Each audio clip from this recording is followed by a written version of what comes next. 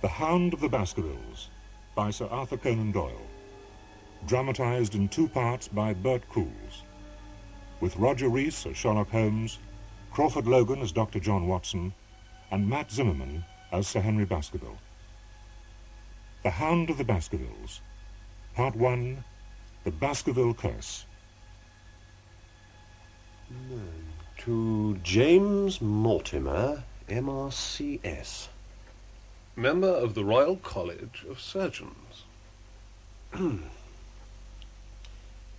He's a doctor.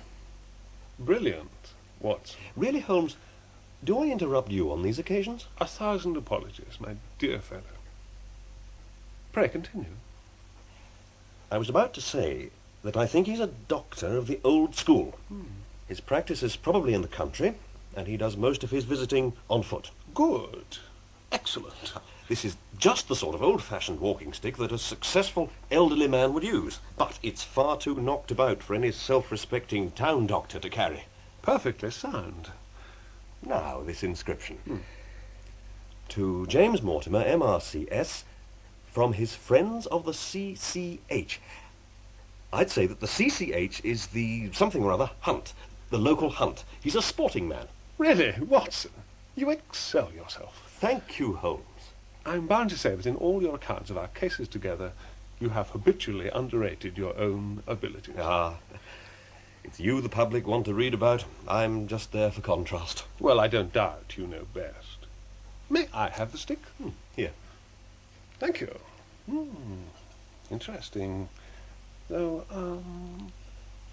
Elementary. elementary.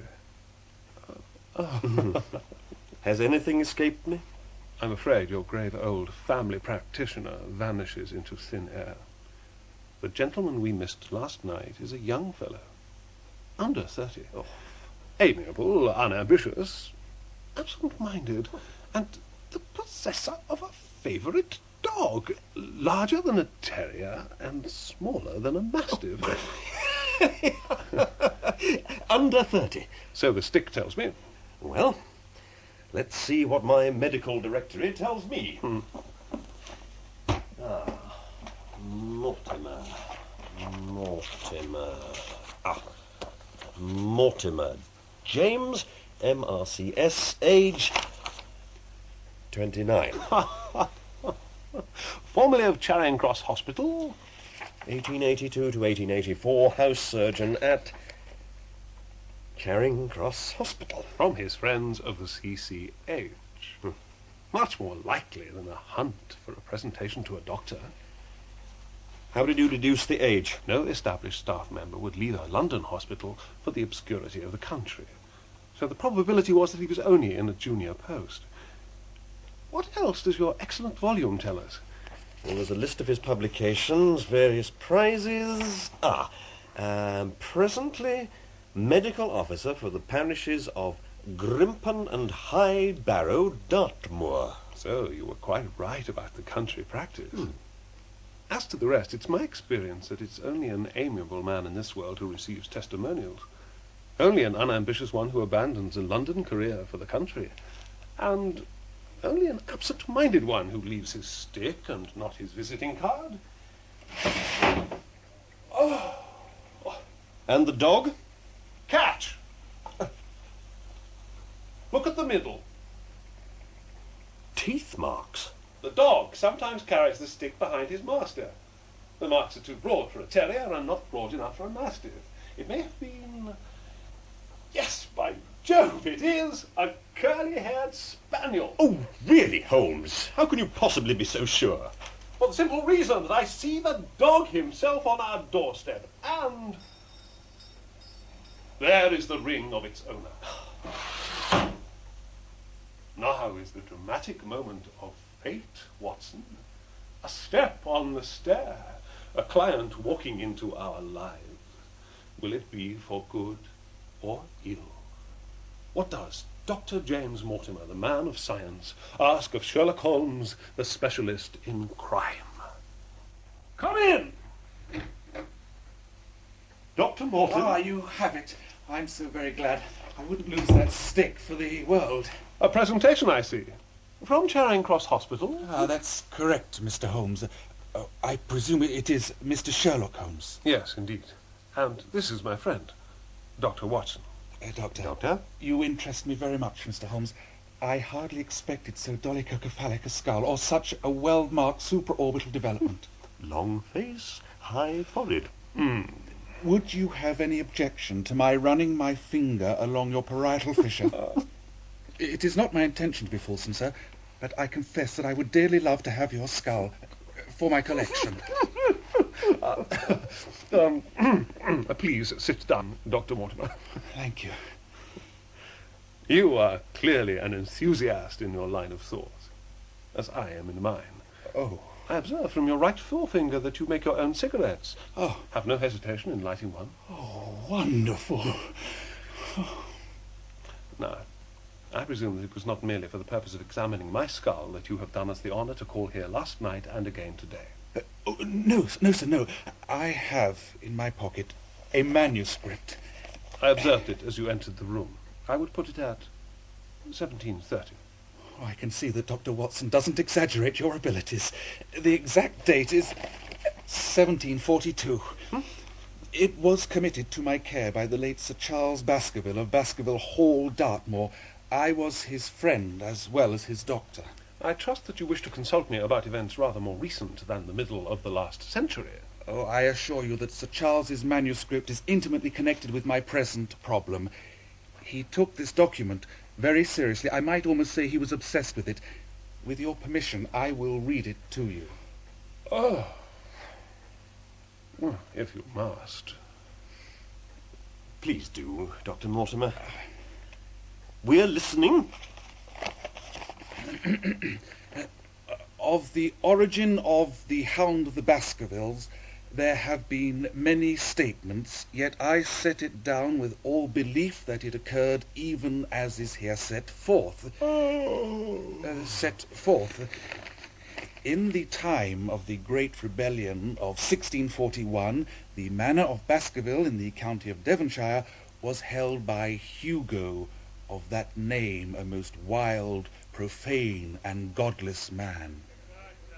One Michaelmas, this Hugo stole down upon a local farm and carried off a young maiden to Baskerville Hall. This way, wench! Get your dirty hands off! Quiet, the lot of you! Open that door. What are you going to do with me? Nothing, till you've learned some respect for your betters. Get in there! I'll be back for you later. In the stress of her fear, the poor maiden climbed down from the window of the chamber and ran homeward through the black night across the great Dart moor. When Sir Hugo discovered the cage empty and the bird escaped, he became as one that hath a devil. Release the hounds! No! Let the lass go! Do as I say! By God, I'll run her down like the animal she is! May the hounds of hell take me if I can't! Is any of you man enough to come with me? You bunch of women! On, boy! For some space the revellers stood agape, but at length some sense came to their crazed minds, and the whole of them, 13 in number, took horse and started in pursuit. They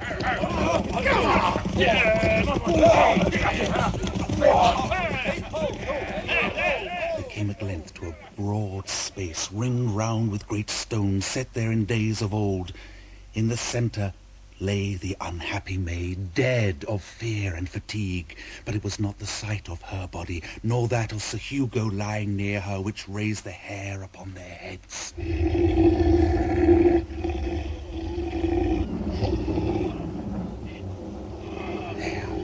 There stood a foul thing, a great black beast, shaped like a hound, yet larger than any hound that ever mortal eye has rested upon. Even as they looked, the thing tore the throat out of Hugo Baskerville. Then it turned its blazing eyes and dripping jaws upon them. One man died that very night of what he had seen, and the others were but broken men for the rest of their days. Such is the tale of the coming of the Hound, which is said to have plagued the family so sorely ever since, always appearing to herald the death of a Baskerville. Take heed, and remember always this: forbear from crossing the moor in those dark hours when the powers of evil are exalted. Well, Do you find it interesting? to a collector of fairy tales. Then I'll offer you something a little more recent. This is from the Devon County Chronicle of June the 14th this year. It's the report of the inquest on Sir Charles Baskerville's death. The verdict was natural causes, as I remember. That's correct, Doctor. He'd suffered for years from a weakness of the heart, changes of colour, depressions. Breathlessness. Yes. If you two have quite finished your consultation, perhaps you'll be kind enough to continue.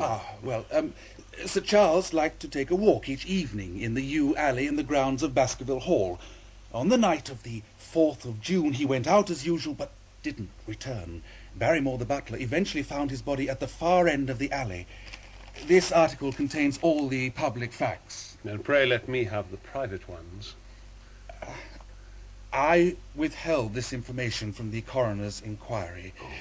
Sir Charles was a well-loved man and a great local benefactor, and it's vital that his heir should take up residence and continue the good work. I had no wish to increase the Hall's already grim reputation, so I told rather less than I knew.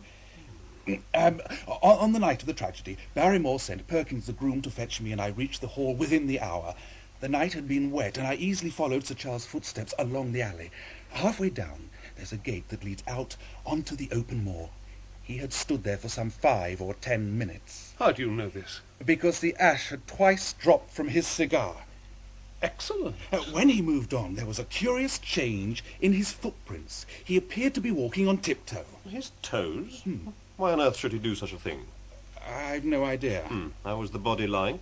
Face down, arms out, fingers dug into the ground, but his face, the features were hideously distorted, almost unrecognizable. Well, that's not unusual in deaths from exhaustion of the heart. But not like that. Dr. Mortimer, all these facts were stated at the inquest. But this wasn't. Barrymore was asked if there were any traces on the ground around the body. He said no. He didn't observe any, but I did, some little distance off, yet still fresh and clear. Footprints? Footprints. A man's or a woman's? Mr. Holmes, they were the footprints of a gigantic hound. You saw this. As clearly as I see you. And you said nothing. What was the use?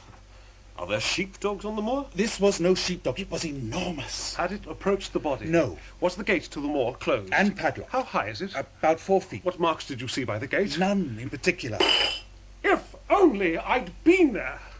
That path on which I might have read so much has long since been smudged by rain and defaced by the clogs of curious peasants. Why didn't you call me in? I didn't want to make this public knowledge. I've explained my reasons, and besides... Well? There is a realm in which the most acute and experienced of detectives is helpless. You mean the thing is supernatural? Shortly before Sir Charles's death, several people had seen a curious creature upon the moor. They all agree that it was huge and luminous, exactly corresponding to the hellhound of the legend. But there's a reign of terror in the district. It's a brave man who will cross the moor at night. If this matter is beyond nature, it's certainly beyond me. If you hold these views, why have you come to consult me at all? Because I want you to advise me as to what I should do with Sir Henry Baskerville, who arrives at Waterloo in exactly 1 hour and a quarter. Is he the heir? The sole heir. Sir Charles's nephew. There are no other living relatives. He's a young man who spent most of his life farming in Canada. Now, Mr. Holmes, what is your recommendation?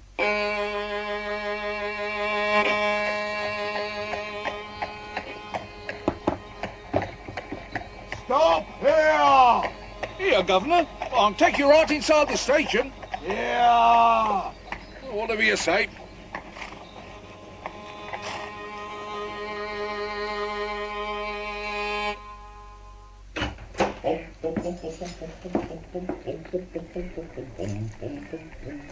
Dr. Watson? Can I have a word with you, please? Good evening, Mrs. Hudson. Oh dear. What's he done now? Oh, it's the usual thing.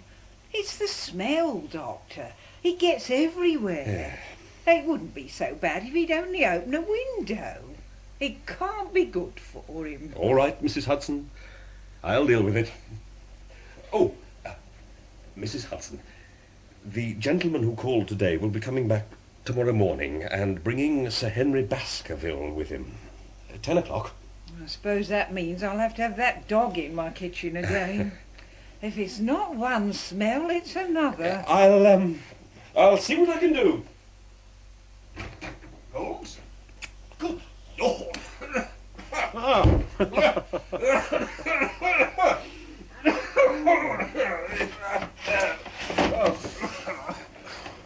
Caught a cold, Watson? Cold? It's this poisonous atmosphere. What the devil is it you put in that pipe? You've been at your club all day, I perceive. Please, Holmes. I suppose it is pretty thick, now you come to mention it. Thick. It's intolerable. Mrs. Hudson is about to throw us out. Oh. I do wish you'd find some other aid to concentration. If you're quite done trying to reform me, Doctor, come and have a look at this. There. Baskerville Hall. It's very isolated. Apart from the prison, there are only a few scattered houses within a radius of 5 miles. Most of them are here in the hamlet of Grimpen, where our cranially obsessed friend, Dr. Mortimer, has his headquarters.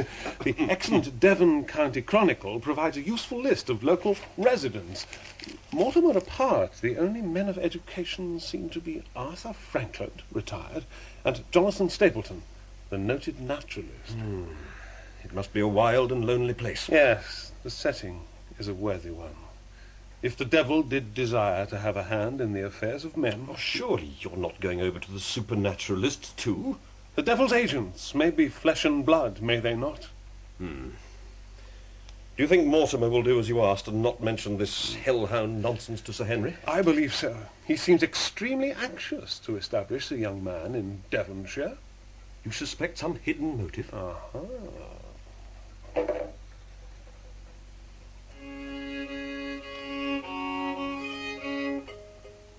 Have you turned the case over in your mind? Yes? What do you make of it? The footprints. Mortimer said that Sir Charles walked on tiptoe half the length of the alley. Why should the man tiptoe? He was running. He was running! He was running for his life!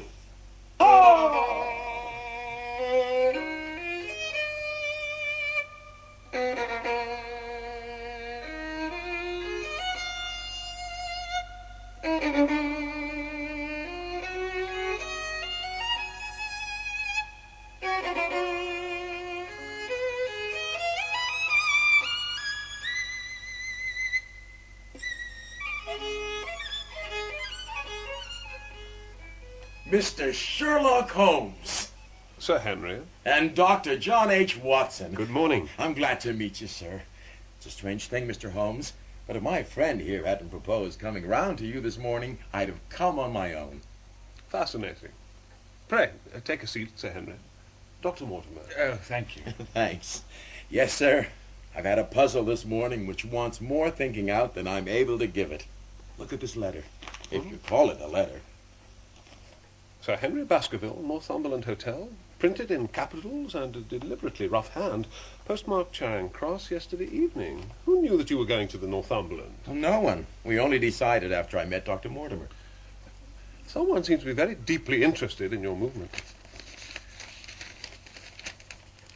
As you value your life or your reason, keep away from the moor. Watson? Words cut out of a newspaper. And anonymous, of course. The newspaper was the Times. How in the world do you know that? I presume, Doctor, that you could tell the difference between the skull of a Negro and that of an Eskimo? Oh, of course, the differences are obvious. As with skulls, so with newspapers. The differences are equally obvious. Though, I confess that once when I was very young, I confused the Leeds Mercury with the Western Morning News, but a Times leader is entirely distinctive, and these words could have come from nothing else. Well, that isn't smart. Identifying the paper is a valuable clue to the sender. He was an educated man who wished to pose as an uneducated one. The address is written with a poor-quality nib, probably in an hotel, and the sender worked fast, possibly in fear of interruption. It may well be somebody known to you, or whom you will shortly come to know. How can you possibly say that? Why else disguise his writing? The paper is cheap and plain and carries no watermark. Hello? What's this? Well? Nothing. I think we've drawn as much as we can from this curious communication. Incredible. Commonplace. And now, Sir Henry, has anything else of interest happened to you since you've been in London? Why, no. You've not noticed anyone following you or watching you? I seem to have walked right into the thick of a dime novel. Why should they? We're coming to that.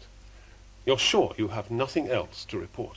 Well, it depends what you think worth reporting. Anything out of the ordinary routine of life? Well, I don't know much about British life yet, but I hope that to lose one of your boots isn't routine over here. Oh, you've lost one of your boots. Brand new, too. Never been worn. I put the pair outside my door last night for cleaning, and there was only one in the morning. Ridiculous. It's just mislaid. You'll find it as soon as we get back to the hotel. Well, I hope you're right. And now, it's high time you kept your promise and gave me a full account of exactly what we're all driving at.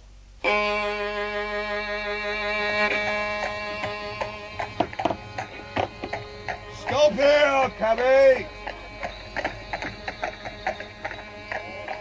That'll be 1 shilling and 3 pence to you, sir. I'm not getting out. We'll stay here. But you just want to wait here, you mean? But what's so fascinating about the middle of Baker Street?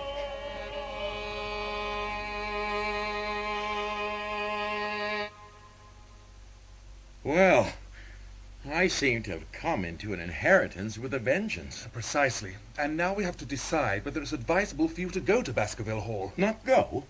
Why shouldn't I go? Well, there seems to be danger. Do you mean danger from this family fiend or from human beings? That's what we have to find out. Whichever it is, my decision is fixed. There is no devil in hell, sir, and there's no man upon earth who can prevent me from going to the home of my own people. And you may take that to be my final answer. Excellent. Well said, Sir Henry. Meanwhile, why don't you and Dr. Watson here come round to my hotel and lunch with us, say, at 2. I'll be able to tell you more clearly then how this whole thing strikes me. Is that convenient to you, Watson? Perfectly. Then, thank you. You may expect us. Watson? Shall I have a cab call? I think I prefer to walk. Mortimer? I'll join you with pleasure. Then we'll meet again at 2 o'clock. Au revoir. Good morning. Good morning, gentlemen. Gentlemen. Well, he certainly seems to have inherited the Baskerville spirit. Quiet, Watson. What? Shh, shh, shh. Your hat and boots, Watson. Quick! Not a moment to lose. There. The hansom, you mean? It's been dogging their footsteps as diligently as we have, though rather less subtly. They're moving on again. And so is the cab. You're right, Holmes. Whoever's in that hansom has been shadowing Sir Henry since yesterday morning. Can we risk trying to get a glimpse of him? Or her. Come on, Watson.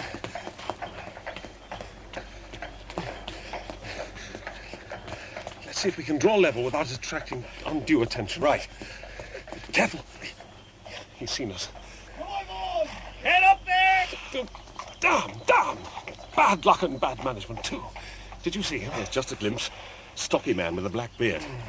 What a pity we didn't get the number of the cab. Do you seriously imagine that I neglected that? 2704 is our man. Then at least we can talk to the cabbie. We've got something.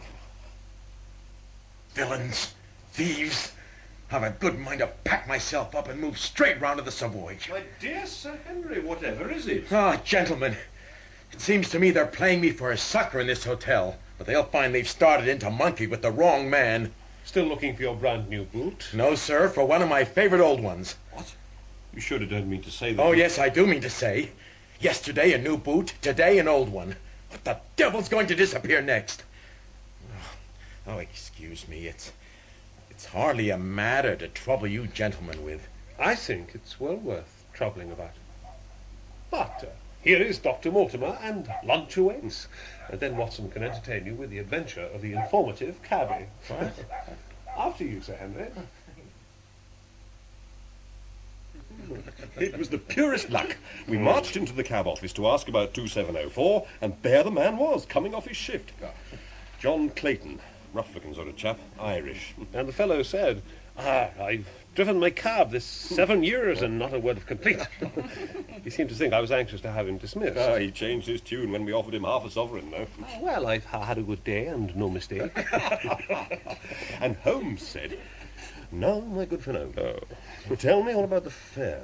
We followed the two gentlemen down Regent Street this morning." Well, sir, he told me he was a detective. A detective? That's right, sir, and I heard of him, too. His name was... Mr. Sherlock Holmes. The cunning rascal. Are you sure he was following us? Quite sure.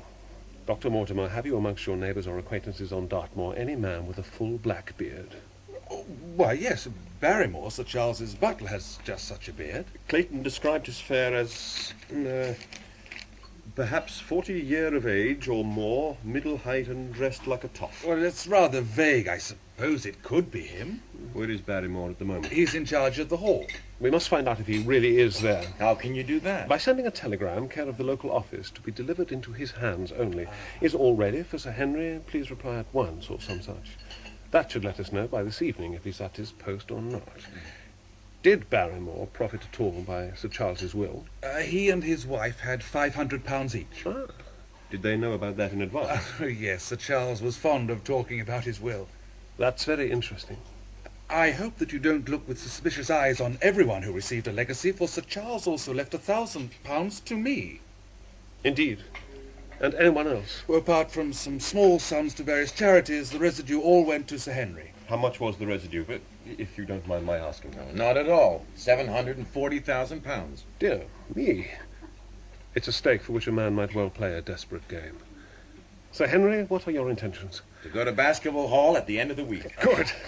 But you must certainly not go alone. Dr. Mortimer returns with me. But he has his practice to attend to, and his house is miles from yours. No, you must take with you a trusty man who will always be by your side. You really think I'm in some kind of danger? Yes, I do. Well, then, could you come yourself, Mr. Holmes? At the present, it is impossible. One of the most revered names in England is being besmirched by a blackmailer, and only I can stop a disastrous scandal. Well, then who would you recommend? If my friend Watson here would undertake it, there's no man who's better worth having by your side when you're in a tight place. Doctor? Why, certainly. Why, now, that's real kind of you, Dr. Watson. Real kind. Holmes, Yes, my dear fellow. there are too many mysteries here for my taste. Too many unconnected little mysteries. Letters, boots, shadowy strangers. It's untidy. I don't like it. Unpromising material for your loyal readers, eh, Watson? I'm afraid you're right. But believe me, this business is far deeper and darker than it seems. This evening should see us better informed. Oh! Holmes, listen to this. I've just heard that Barrymore definitely at the Hall. Mortimer. Damn! Could you swear to that man's face within the cab? All I really saw was the beard. And I, so in all probability it was a false one. I've been checkmated in London. I can only wish you better luck in Devonshire. But I'm not easy in my mind about it. About what? About sending you. Oh. It's an ugly business, Watson. An ugly, dangerous business, and the more I see of it, the less I like it. I give you my word that I shall be very glad to have you back safe and sound in Baker Street once more. I'll send back regular reports, information on the neighbours, the staff and the district. And anything new on Sir Charles's death? Yes. And please do your best to curb your novelist's romanticism. That can wait until after we've achieved a happy ending. Facts. Facts. Thank you. Are you armed? Yes, I thought it best. Good. Never relax your precautions. Ah, the curly-haired spaniel and his companions. Good morning, Sir Henry. Doctor? Morning. Gentlemen. Morning. Good of you to come and see us off, Mr. Holmes. Were you followed to the station? Oh, no, sir. Your bearded friend, Mr. Sherlock Holmes, seems to have given up the chase. I beg you to take this matter more seriously. Very well. And remember, you must not go about alone. There may be great danger. I'll remember. Above all else, recall the words of the legend. Keep away from the moor in the hours of darkness, when the powers of evil are exalted.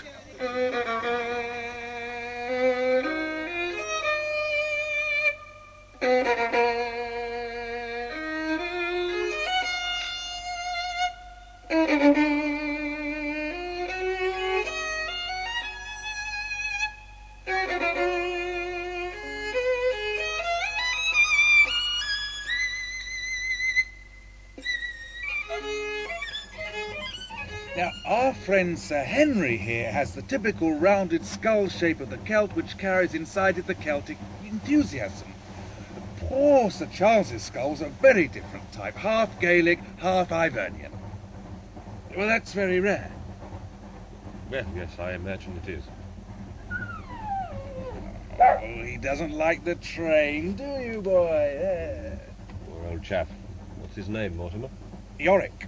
Poor old Yorick. Easy boy.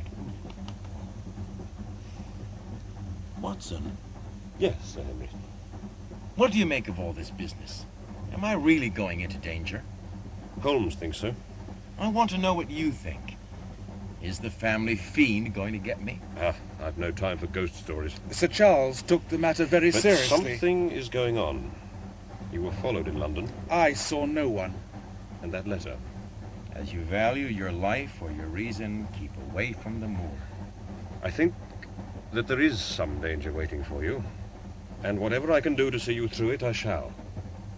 Well, Doctor, you're my first bodyguard as well as my first house guest.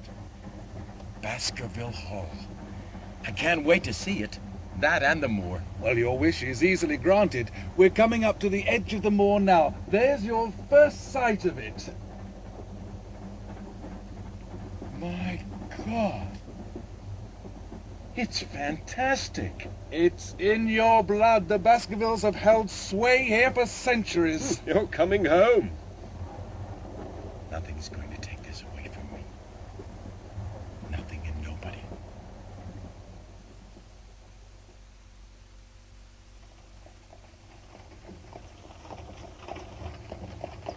Stop! Stay exactly where you are. Make no sudden moves. Your names, please.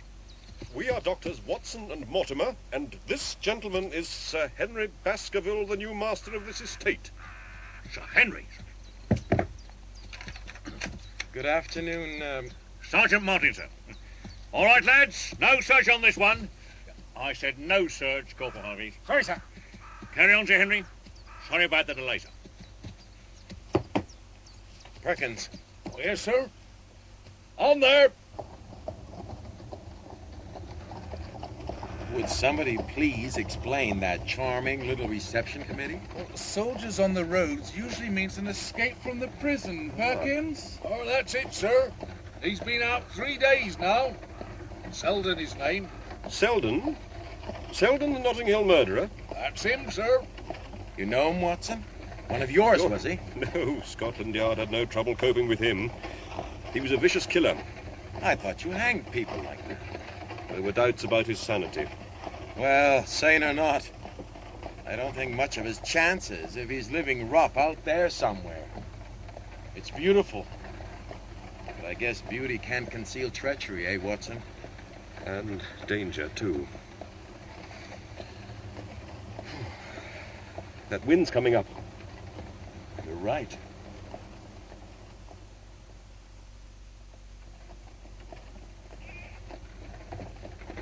Have you ever seen countryside to match it, Watson? Never.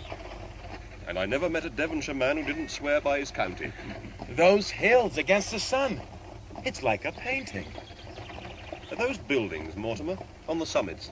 Ruins. Stone huts and shelters. Prehistoric, mostly. Prehistoric? Ah, this looks like something more modern coming up. What is it, Mortimer? A gateway? It's pretty impressive. Just wait till we're properly in position. Then you'll see something. We'll stop for a moment, Perkins. You know where. Aye, Doctor. Whoa there.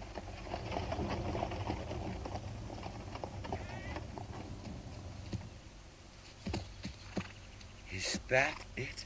That's it. Baskerville Hall. I'll never get used to the idea, Watson. I own that. This is the best view of the place. Your uncle always said that one's first sight of the hall should be from the end of... from here. From the end of the U alley. Yes. Drive on, please, Perkins. Sir.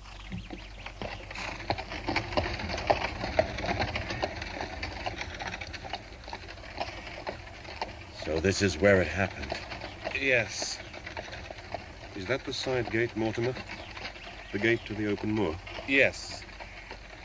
Sir Henry, I'm sorry. Not a bit, Mortimer. He waited there. Then he ran.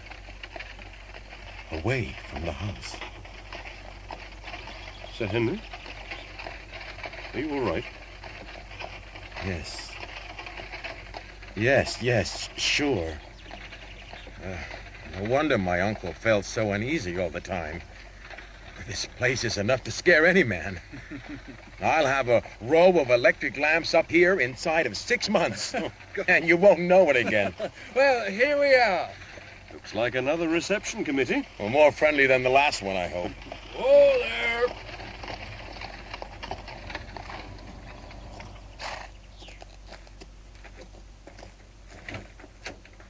Welcome, Sir Henry. Welcome to Baskerville Hall. I'm pleased to be here, Barrymore. This is Dr. Watson. Doctor, my wife, gentlemen. Good evening, Sir Henry. Everything is ready for you. Oh, great. Then let's go in.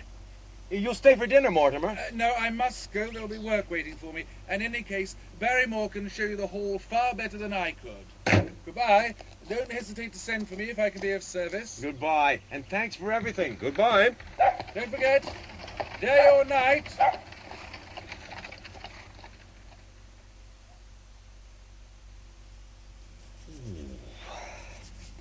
Look at it, Watson. It's just the way I imagined it. To think that my people have lived here for over 500 years. Yes. And by the look of him, Barrymore's been here almost as long. What do you make of him? I don't know yet. But he certainly could have been the man in the cab in London. We must check about that telegram. If this were a dime novel, he'd be our man for sure. Shh, here he comes. My wife will have dinner ready in a few minutes, sir. Please, follow me. The dining room, gentlemen. How many people can you get in here, Barrymore?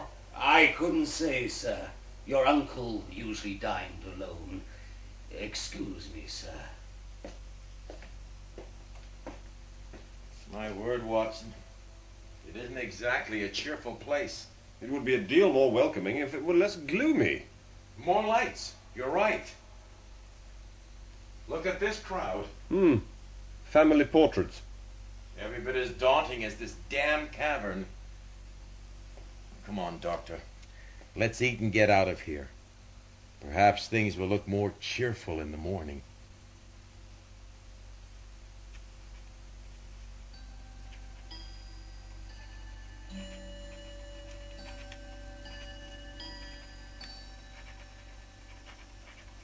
My dear Holmes, we encountered no trouble on the journey down, which I spent becoming better acquainted with my two companions and Mortimer's spaniel. I find myself more and more impressed by young Sir Henry.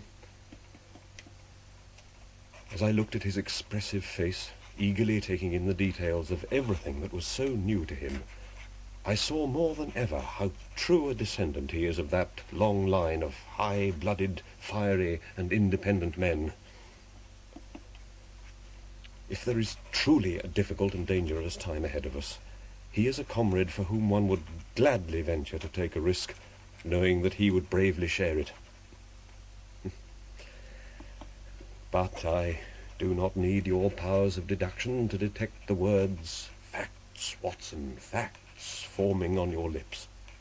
So, facts. We arrived here at dusk. Baskerville Hall is gloomy and forbidding, and the surrounding landscape is like something out of a fantastic dream. The Barrymores are distant and reserved.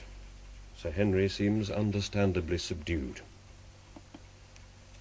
Tomorrow I shall begin to follow your instructions and start gathering information. For the present, I wish you good night.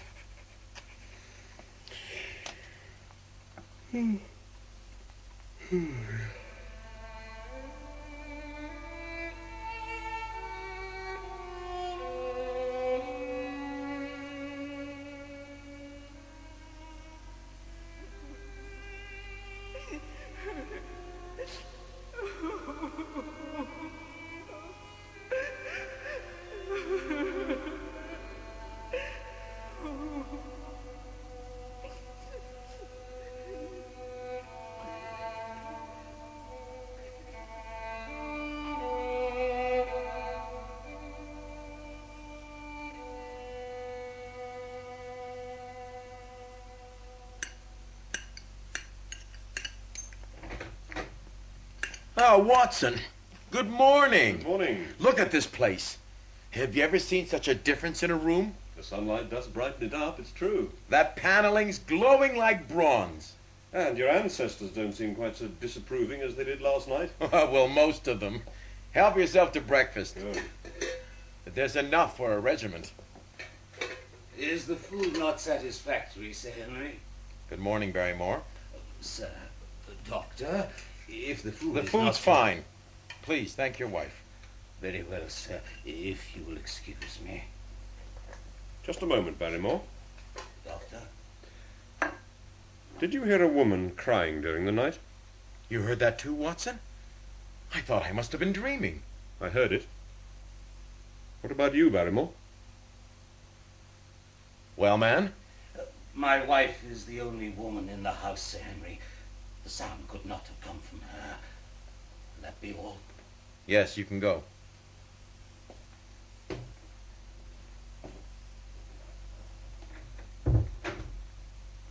I'm certain I heard that crying. You did. Grimton's about a 4-mile walk, Dr. Watson. Right along the edge of the moor. You can't miss the post office. It's the village shop as well. Very well. Thank you, Mrs. Barrymore. And my husband will wait for you in the library, Sir Henry. All right, Mrs. Barrymore. Wish I could join you, Watson. But I've got enough paperwork to go through to last me a week. Say hello to Mortimer from me if you see him. I will. And please remember... I know. No wandering off on my own. I'm none too certain I should leave you alone at all. I can look after myself. You go and cross-examine the postmaster. Well, yes, sir. I remember the telegram very well, sir. To be delivered into Mr. Barrymore's own hands. My delivery boy James took it to the hall straight away, didn't you, Dave? Oh, aye. Uh-huh. And he gave it to Barrymore, personally? Well, he gave it to Mrs. Barrymore, sir. Old John was up in the loft. How do you know that? Well, Mrs. Barrymore said so. So your boy didn't actually see him at all? No. Then how do you know he was really there? Well, surely his own wife ought to know where he is. I mean, didn't he get the telegram? I mean, is there some sort of complaint? No complaint. I want to send a wire to London. Dr. Watson? Dr. Watson! Yes? What is it? Please excuse my presumption, Dr. Watson. We're homely folk here on the moor, and don't wait for formal introductions. I'm Stapleton. Stapleton of Merrypit House. The naturalist? Yes! Oh, well, entomologist, principally. Oh, I'm delighted to meet you. How did you know who I was? Oh, my friend, Dr. Mortimer, described you to me. Oh. How is Sir Henry? None the worse for the journey, I hope. Oh, he's well, thank you. Good, good. I was afraid that after Sir Charles's death, he might well refuse to come down and bury himself here. You know of the dreadful legend? I've heard of it. And has Mr. Sherlock Holmes? I beg your pardon? It's useless for us to pretend that we don't know you, Dr. Watson. You could hardly celebrate your detective without becoming famous yourself. If you're here, it follows that Sherlock Holmes is interesting himself in the matter. I'm afraid I can't comment on that. Oh, of course not. Of course not. Now, if you'll excuse me... Well, I'll walk with you, if I may.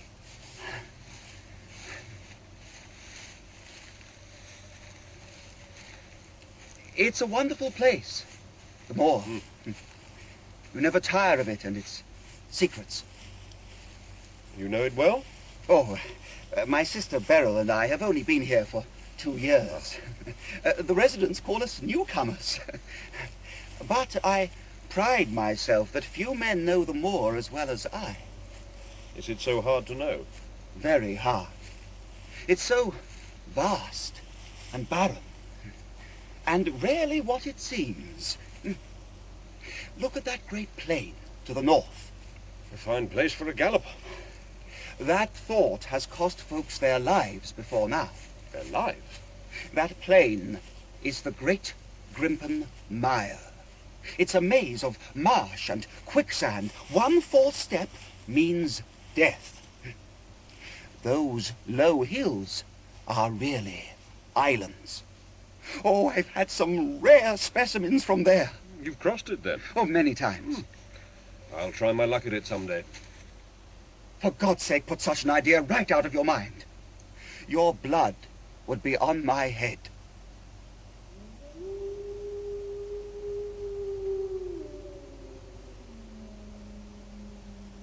Good God, what's that? The peasants say it's the phantom hound. The hound of the Baskervilles.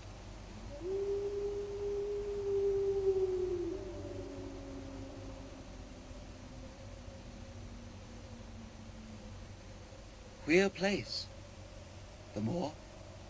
That was the weirdest thing I'd ever heard in my life. Oh, it's the mud settling or the water rising or something. Don't move. What? Quiet, I beg you. Over there. A cyclopedes. You see? Cyclopedes? The small white butterfly. He's very rare. But I shall have him. Oh, he's off! Excuse me, Doctor! Good luck, Stapleton. Stop! What? Go back. Go straight back to London at once. Who are you? For God's sake, do what I say. Get away from the moor at all costs. Go back to London while there's still time. But why? What's the danger? Very ill. You're Miss Stapleton. You've introduced yourselves, I see. Yes. I was just telling Sir Henry. No. My name is Dr. Watson. Then we've been talking at cross purposes. You've hardly had time for talk. It was a foolish misunderstanding, Jack. Forgive me, Dr. Watson. Of course. But Beryl, Dr. Watson is in a hurry. We mustn't detain him. Now, good day to you, Dr. Watson. Beryl! Forget what I said to you. Goodbye, Doctor.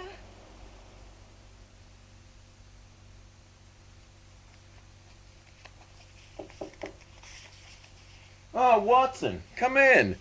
Good walk. I'm not interrupting. Yes, you are. And very welcome it is, too. I'm not cut off for all this paperwork. Did you run into Mortimer? No, but I met the Stapletons. The bug collector and his sister. What are they like? Oh, he's a rather nervous sort, jittery. Well, what about her? Well? She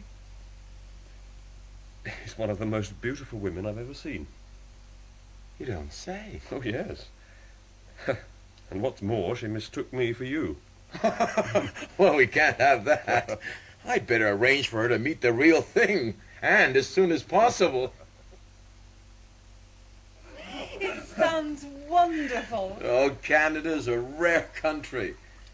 But I'm a Devonshire man at heart. I'm delighted to hear it. We need a Baskerville at the Hall. Is it the countryside that attracts you, or the people? Oh, definitely. Both. Stapleton's right. It's good to have you here. Thank you, Franklin. I hope you'll exercise a firm hand. The local people will respect you for it. Mr. Franklin is a firm believer in the power of authority, Sir Henry. What I believe in is the law. Too many people these days seem to think they carry on exactly as they like. Don't you agree, Watson? That's certainly true of London. I don't know about down here. They have to be shown what's right and what's wrong. How many cases have you got on at the moment, Franklin? Cases? Mr. Franklin delights in litigation. Is it 6 or 7, Mr. Franklin? 7, Miss Stapleton, 7. Good heavens. And I warn you, Mortimer, if you dig up any more skulls from that barrow on Longdown, I'll have you for opening a grave without the permission of the next of kin. What do you think of our county, Dr. Watson? Well, the moor is astonishing. I think that its spirit and its moods affect everything here. That sounds rather sinister. Oh, no, that's not what I meant. It has charm as well as mystery. And beauty, too. Well, I, for one, will happily drink to the beauty of the moor.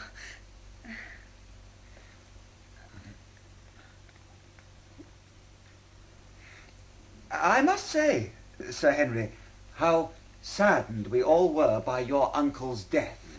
Yes, indeed. Oh, thank you, Stapleton. I suppose it wasn't entirely unexpected. His heart, you mean? Yes. He put himself under a lot of extra strain. Strain, Mr. Franklin? He means that poor old Sir Charles was worrying himself to death anyway. I'm sorry, Sir Henry, but it's true. What do you mean? He's talking about the Hound. I'm afraid he was quite obsessed with the legend. Well, he was an old man. He lived alone. He had some strange notions. Many of the local people believe in the Hound. You shouldn't ignore them. Beryl, you'll be scaring Sir Henry away. No, there's no danger of that. Miss Stapleton is right. You shouldn't ignore the stories. Oh, come on, Mortimer. Sir Henry, listen to me. I wasn't going to tell you this, but now I think perhaps I should. A few days before he died, I was attending Sir Charles here at the Hall. It was dark when I left, and he came with me to the door. I saw his eyes suddenly fix themselves over my shoulder. He was staring past me, and the expression on his face was one of the most dreadful horror. I turned round and... And I can tell you this. The Hound of the Baskervilles is no legend. It exists. I have seen it.